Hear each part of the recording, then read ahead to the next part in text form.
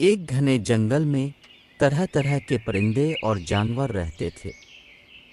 ان میں ایک کالا کوا جسے سب کالو کہتے تھے اور ایک خوبصورت سی چڑیا جس کا نام پارو تھا بھی شامل تھے۔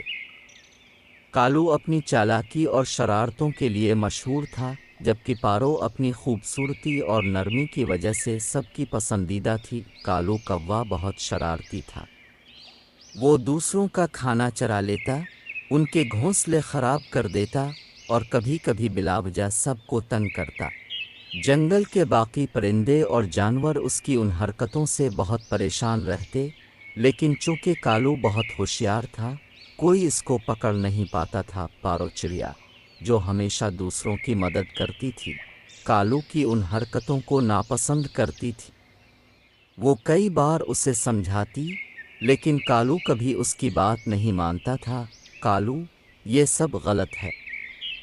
دوسروں کو تنگ کرنا اور ان کا نقصان کرنا ٹھیک نہیں۔ پارو نے ایک دن نرمی سے کہا، تمہیں زیادہ سمجھانے کی ضرورت نہیں پارو، میں جو چاہتا ہوں وہی کرتا ہوں، کالو نے اکڑ کر جواب دیا۔ کالو کی شرارتیں بڑھتی ہی گئیں۔ ایک دن جنگل کے تمام پرندے اور جانور اکٹھے ہو کر پارو کے پاس آئے اور اس سے درخواست کی کہ وہ کالو کو سمجھائے۔ پارو، تم ہی ہماری مدد کر سکتی ہو۔ کالو روز بروز زیادہ بدتمیز ہوتا جا رہا ہے، خرگوش نے کہا۔ پارو نے وعدہ کیا کہ وہ کچھ کرے گی۔ ایک دن پارو نے ایک ترکیب سوچی۔ اس نے تمام پرندوں اور جانوروں سے کہا کہ وہ اپنا کھانا چھپا لیں اور کالو کو بھوکا رہنے دے۔ سب نے اتفاق کیا۔ کالو نے جب کھانے کی تلاش میں ادھر الفادیر دیکھا تو کہیں کچھ نہ ملا۔ بھوک کی وجہ سے وہ کمزور ہو گیا۔ تب اسے اپنی غلطیوں کا احساس ہونے لگا۔ میں نے سب کو تنگ کر کے بہت غلط کیا، شاید اسی لیے سب نے میرا ساتھ چھوڑ دیا ہے۔ کالو پارو کے پاس گیا اور معافی مانگی۔ پارو، میں نے تمہاری بات نہ مان کر بہت غلطی کی، مجھے معاف کر دو۔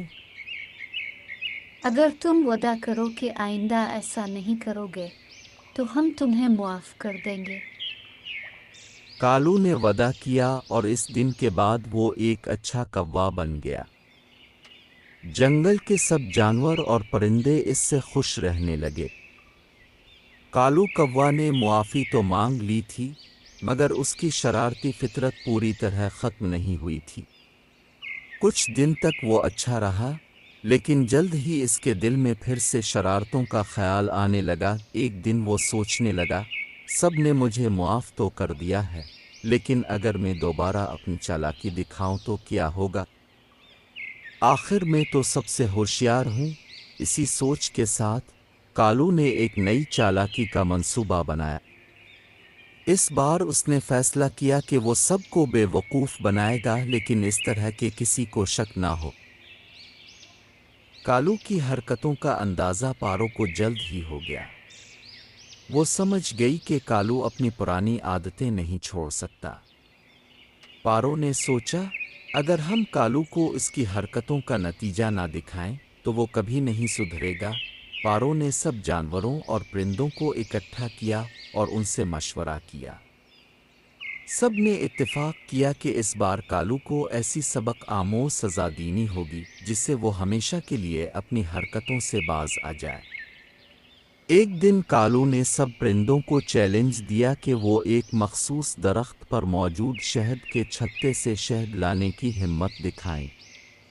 وہ جانتا تھا کہ شہد کی مکھیاں بہت خطرناک ہوتی ہیں اور کوئی بھی ان کے قریب نہیں جائے گا۔ سب پرندے خوفزدہ ہو گئے، لیکن پارو نے کہا، اگر کالو خود یہ شہد لا سکتا ہے تو ہم سب اس کی ہوشیاری مان لیں گے۔ کالو نے اپنی چالاکی دکھانے کے لیے فوراً حامی بھر لی اور شہد کے چھتے کی طرف اڑان بھری۔ جیسے ہی کالو چھتے کے قریب پہنچا، شہد کی مکھیوں نے اس پر حملہ کر دیا۔ کالو نے بھاگنے کی کوشش کی، لیکن مکھیاں اس کا پیچھا کرتی رہیں۔ वो पूरी तरह जख्मी होकर जमीन पर गिर गया। पारो और दूसरे परिंदे पास आए और कालू से कहा, वही होता है जब कोई अपनी चालाकी को दूसरों को नुकसान पहुंचाने के लिए इस्तेमाल करता है। अब तुम्हें समझ आ गई होगी कि अपनी हरकतों का अंजाम हमेशा बुरा होता है। कालू ने अपनी गलती का फिर से एतराफ़ किया, लेकिन इस बार उसने दिल से वादा किया कि वो हमेशा अच्छा बर्ताव करेगा। मैंने जो तकलीफ़ उठाई है, इसने मुझे सिखा दिया है कि दूसरों के साथ अच्छा सलूक ही ज़िंदगी का असल रास्ता है।